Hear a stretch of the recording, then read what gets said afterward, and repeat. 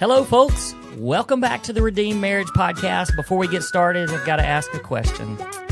What if your worst moment, your worst sin, was captured and broadcast to the entire world? Because it happened this week, and unless you've been living under a rock, you probably know that a guy by the name of Andy Byron was captured on video on a kiss cam at a Coldplay concert with someone that was not his wife, obviously his affair partner, and it has blown up and gone viral. So lots of reaction from all over the world about this.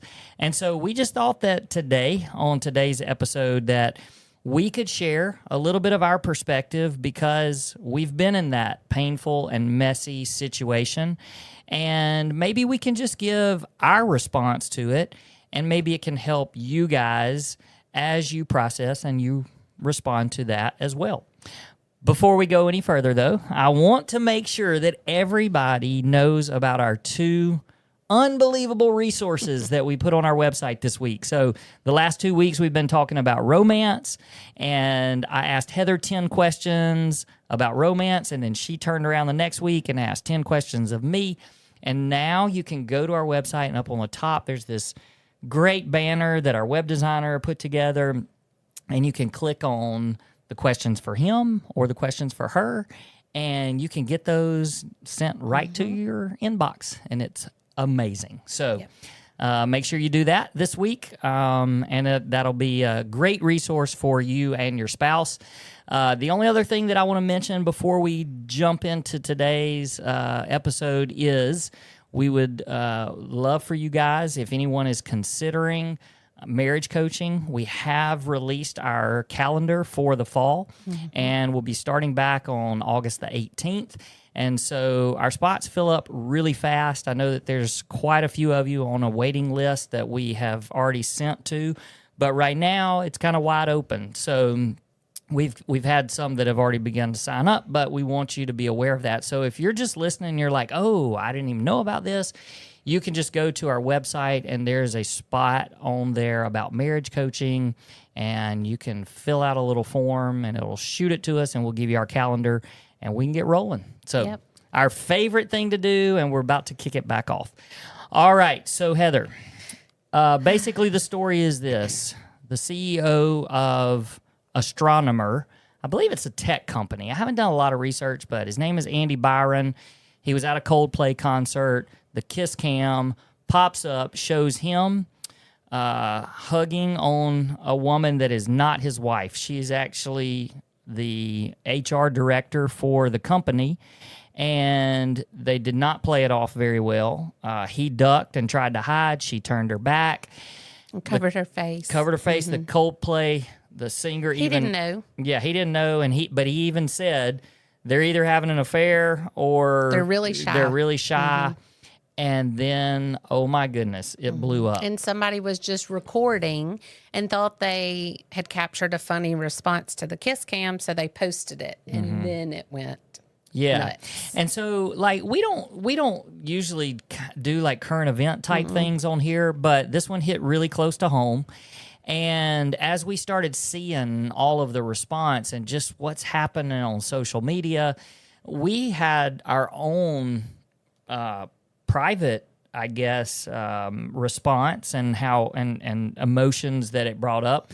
And we thought, hey, well, they're private, but we can make them public so you guys know how we responded. And I just think it might help with some perspective.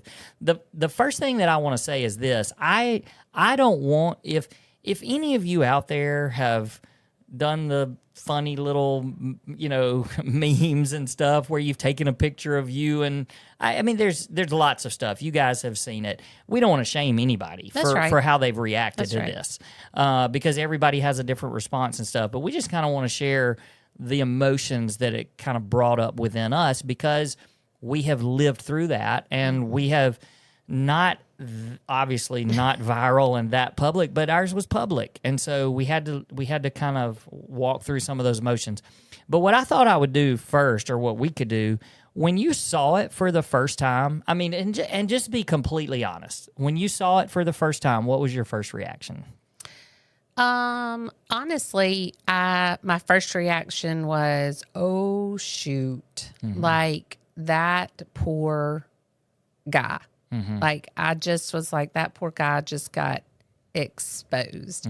That was just my first response was, and it really wasn't, it didn't hit home right at first. Yeah. Like it didn't hit the heartstrings right at first. I really had to start, I really thought about it for a minute, and then all the emotions came along with that. But the first reaction was, it wasn't funny. Like I didn't go, that's hilarious. It just was like, uh-oh, he got busted. Yeah. That was my first kind of thought. Well, I saw it. We were traveling, and I saw it. You were actually already in the bedroom where we were staying, and but we were with our son, and his girlfriend was actually traveled with us too this weekend to go see him. And so I saw it first, and they were still up, and we were talking and stuff. And I said, "Did y'all see this?" And I think they had caught a glimpse of it, but it had just started going viral, and we together kind of laughed about it and was like, oh man, like that's awful. Embarrassing. That's embarrassing. But it didn't take long for it to really trigger me and really sting a little bit, just because it brought back so many emotions and stuff. And so, now it's like you can't even get on social media without it being the first thing that kind of pops up. And so it's just kind of over and over and over. And so as it's happened, and everything that's come from it, and all of like ballparks across the country are doing their own Coldplay cam. Yeah. There's T-shirts being made. It's all sorts of stuff. And so as that was happening, I was like, man, there's a lot more to this. And like, I get it that people's first reactions, some people are like, well, he got what he deserved. That is an initial reaction that is not play stupid games, win stupid prizes. Yes, and that's not wrong. Right. That's not a wrong response. I think that some people, have thought, how funny their reaction and response to it was. I don't blame people for, that's funny that they tried to hide and they, how are you going to get out of that? Right, that kind of thing. And then trying to problem solve. If they had just played it off and were like, hey, and danced, nobody would have known the difference. It wouldn't have been put on social media, Yeah. And so there's all kinds of, and I do think that a big response too has been, how stupid. Like, how could you be so stupid to go to a public place like that when you're having an affair and you are a known person, because this guy is apparently extremely wealthy and owns this company. So I don't know if he just thought, I can go and get away with it and take somebody that's not my wife on a date. I don't know, but I know that that's people, they're going, how stupid can you be? So when you... Well, and it looked like they were in a suite of some sort. I may be wrong, but it looked like they were in a suite of some sort. And then I'm like, were they with people that they knew, that knew they weren't married? Right. There's just a whole lot we obviously don't know about it. So it ended up, I don't know if you know this, but he issued a statement. I know you know this part. He issued a statement and basically apologized to his family and the company that he works for and all that. But then so awkward to not really own up to it by almost, not blaming Coldplay, but a little bit, because it was like... It's a shame that I can't go to a private event, something like that, and keep things private. Or go to an event and have... But he wasn't at a private event. He was at a public you're right. event. To an event and... not keep my privacy or not have my privacy. Keep my privacy. That's what he said. So all of that, and then he ended up, he resigned. So, he did? Yes. I did see that today that he resigned, and the lady was let go as well. So anyway, lots of fallout. So as we started thinking more and more about it, I felt like people that are so wrapped up in it and have all these different emotions, I do think that there's some perspective from a couple like us that has lived through mess and pain and can kind of see all angles of it. And maybe it'll give a little bit of perspective to people, but also, I don't know, we can put a spin on it also that provides hope and redemption as well. So yeah, this is just a conversation. I mean, we have talked literally 5 minutes about this and what we thought. And so I just want us to kind of hash out our emotions so that everybody can hear that. Yeah. Well, I wasn't expecting you to ask me what my first reaction was. And as I listened to you talk after, I was like, of course I went straight to poor guy, because that's you. That was me. And I didn't really think about that until after I answered. But I'm sure that we have listeners that when I said poor guy, they were like, poor guy, like, because once you really think about it, I mean, poor guy, really? I mean, it was his choice, right? I mean, like, I get it. And it was my choice. But I think I just sympathized with him like it was crap. I mean, his whole world just got exploded. And whether he deserves that or not is not the point. It's tragic. Yeah. I mean, it was, I mean, I do. I feel sorry for him. I'd, of course, feel really sorry for his wife and children. Like, that's the part that's just heartbreaking to me. But there is this part of me that is just, I hate that his sin was just exposed for the entire world to see. Like, I thought ours was bad just right here in our community. But, I mean, it's worldwide.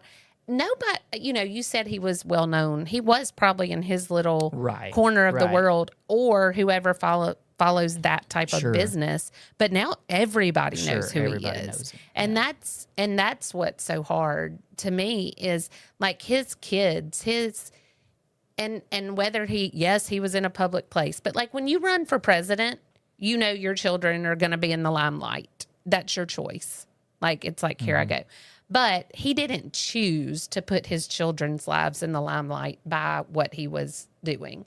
But by his occupation. By his occupation. Like, he didn't knowingly say, oh, I'm going to do this. Right. But yes, he did choose to go into a public place, and that's, part of it. Yeah. So there's that aspect. But there's also this part of me that just wants to say, guys, like, things that are in the dark will come to light. They just will. They will.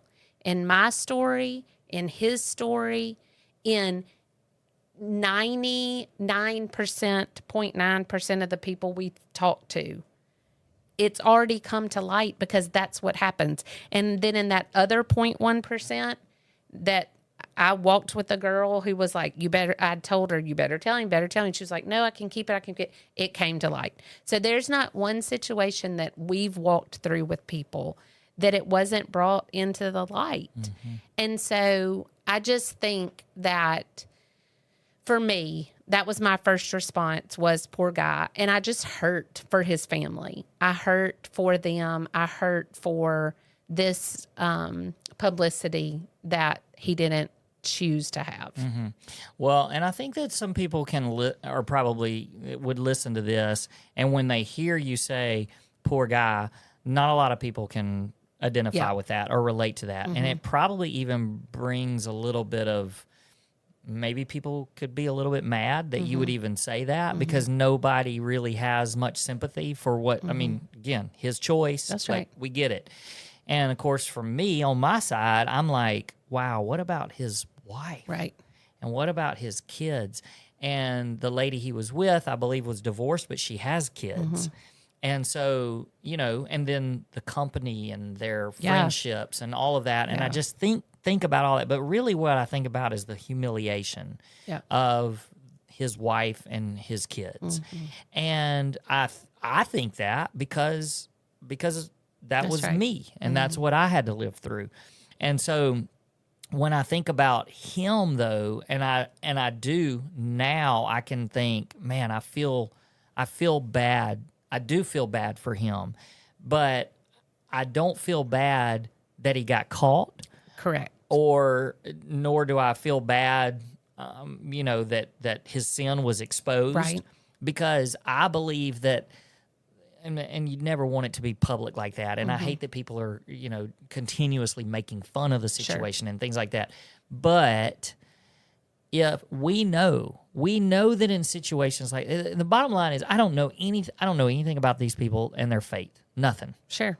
But they are children. They are created by God in the image of God. And he is constantly pursuing those people. All of the people that are involved, he's pursuing them.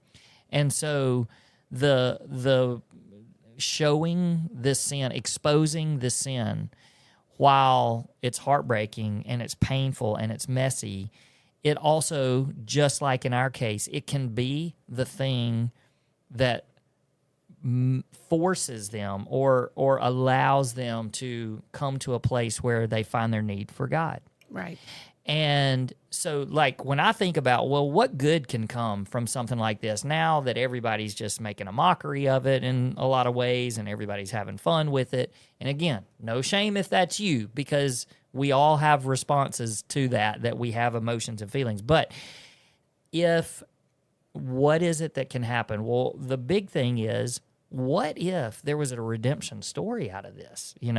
What if this guy, what if they don't split up? I mean, most people are like, oh, leave him, oh, she's going to be filthy rich now. I said that to you. Oh, yeah, you. you said it. I did. And we did. Like, there's a part of us that's like, oh, he's going to get what he deserves and that kind of thing.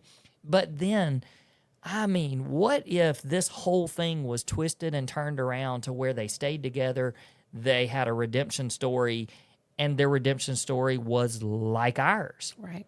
I mean, imagine what they could do with a story like that. And look, God is big enough. Sure. I know that to be true. God is big enough. And then I also think, what about all these people that watch this and see this, and their initial reaction and response is, oh, I can't, what an idiot. How stupid can you be? And then they go, wait a second, that could have been me. Or wait a second, I am doing something, maybe it's not infidelity, but I am doing some things that if it was exposed, it would ruin my life.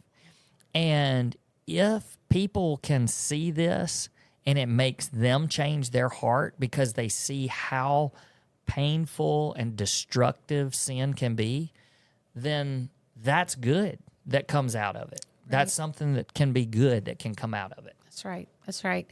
I just think about like the image that we've all seen hundreds of times by now of the circle, of it being shown on their faces. And like that was a moment that they want to relive, I'm sure. I mean, they probably would not choose to do that again. But I just think about what if in our lives, just out of the blue, there was a spotlight on our deepest, darkest sin. Like as you're listening to this, think about what is it in your life that you're hiding, or you're contemplating hiding, or that you have hidden in the past, or you think maybe I will, that if that was a spotlight in that moment for the whole world to see, what that would feel like. And, I think back to 14 years ago almost, where it was probably hundreds of people that saw our story.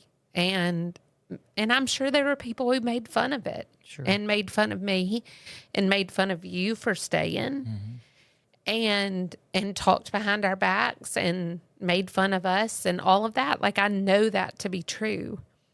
But it's the reason why the spotlight is so big now on where we've come from it. Because the only thing right now that is getting a spotlight is the bad, the sin. And the enemy loves that. I mean, it's giving a picture of marriage that the enemy would love for the world to think is normal. And so for them or anybody to say, hey, like, this is not right. And if there was brokenness there, like, I think you asked me today how I felt about his letter. And the part that just rang so true is the ending, not true, but resonated with me was the ending where he started blaming other people. And 2 days out, I was doing the same thing. I mean, I was trying to blame everybody but taking ownership of it. Like, I wanted it to be somebody else's fault, because the fact that it was my fault and that I had done that destruction to us and to our family, it was too heavy. It was like, I can't own that right now because it was too heavy. And so, sorry, I'm sniffing all up in the microphone. But then once I was broken, and once Jesus got my attention and was like, hey, this is what it looks like for you to live alone. Now I want you to trust in me and let me carry this for you. And so then when he changed me and changed my heart, and I saw who I was without him, and I just see that same spotlight, and I feel those people's embarrassment of just, let me cover my face, let me duck, let me just get out of this situation. And so I feel that, but then it's like, and so I know the feeling of, I can't carry this alone. But then it's like Jesus came and said, I've got this. Like, let me carry this for you. And then I was able to take ownership of, I did that. It wasn't that it was spotlighted. It wasn't that I was caught. It wasn't that I was in the wrong place at the wrong time. It was, I did this. This was my choice. And then you take ownership of it and apologize and do the hard work.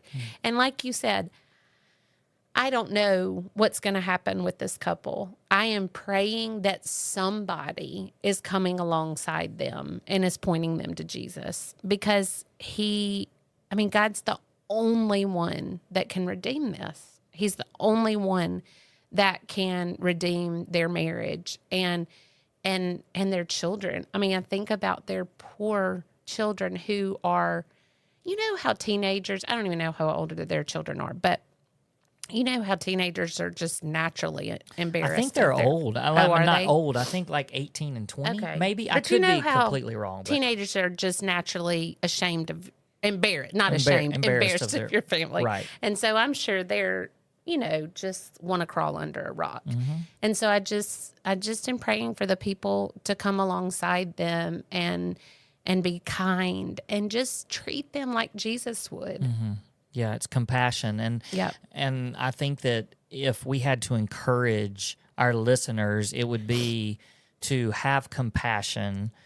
And, we were sang a song at church this morning that said, if it's not good, then God's not done. And so, I believe that God can do something good. We've already mentioned a couple of things that could happen that are good, and we may not ever see that.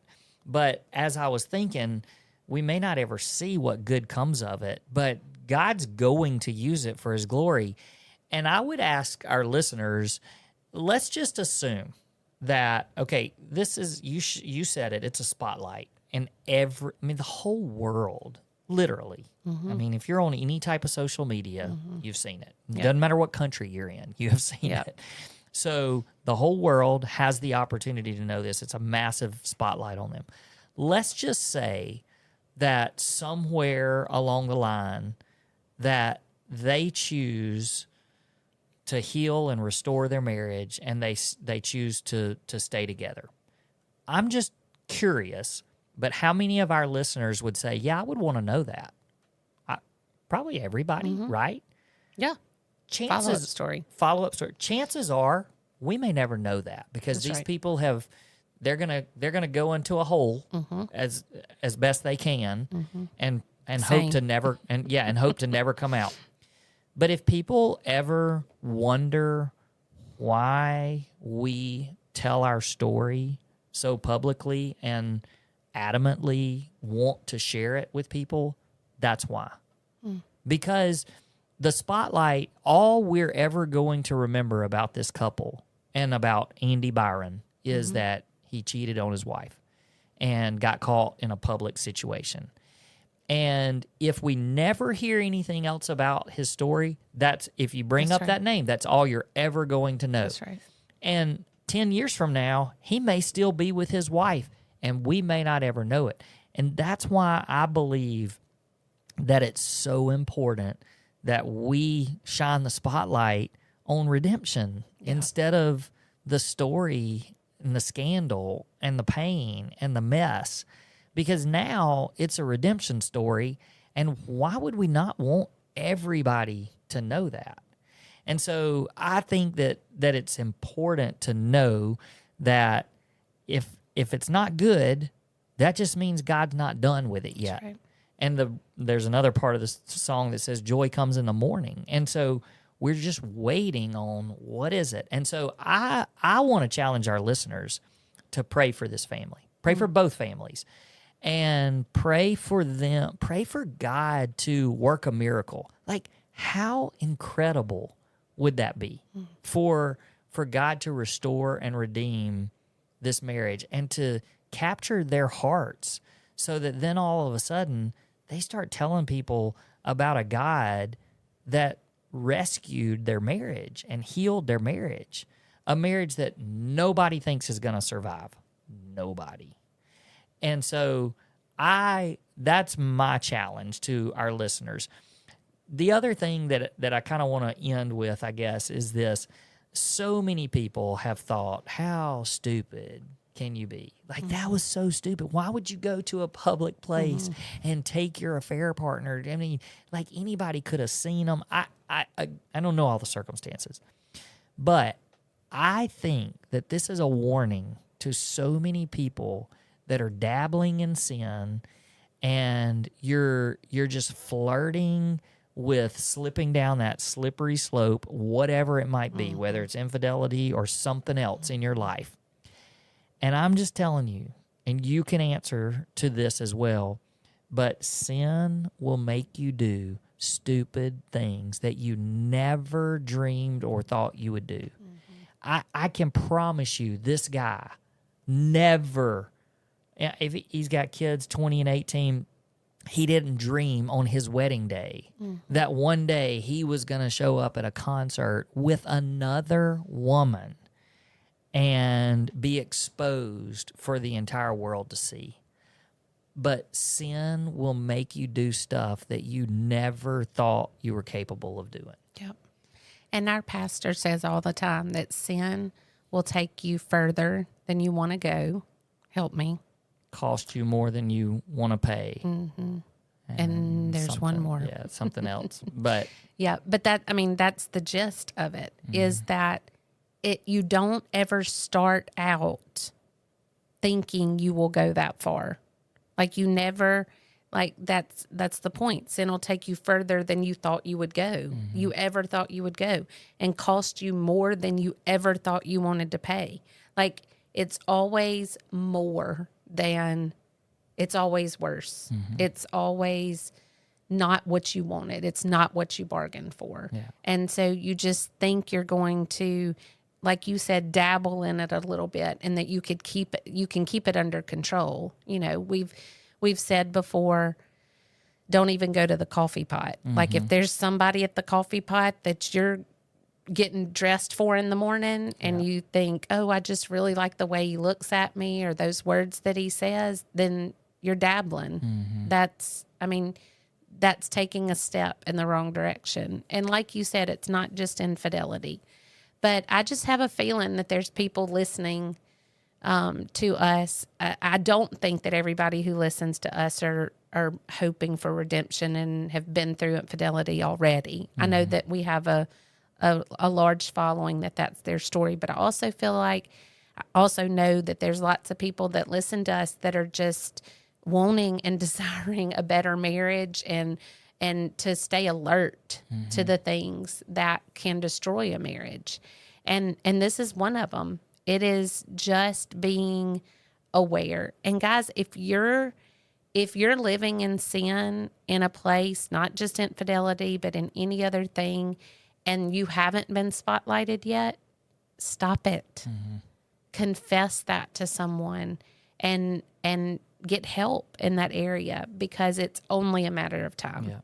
Well, I opened this episode with the question, what if your worst sin, your worst moment was captured and broadcast for the whole world? And I think if we all think about that, we'll have a little bit more compassion for people that are caught in situations like this.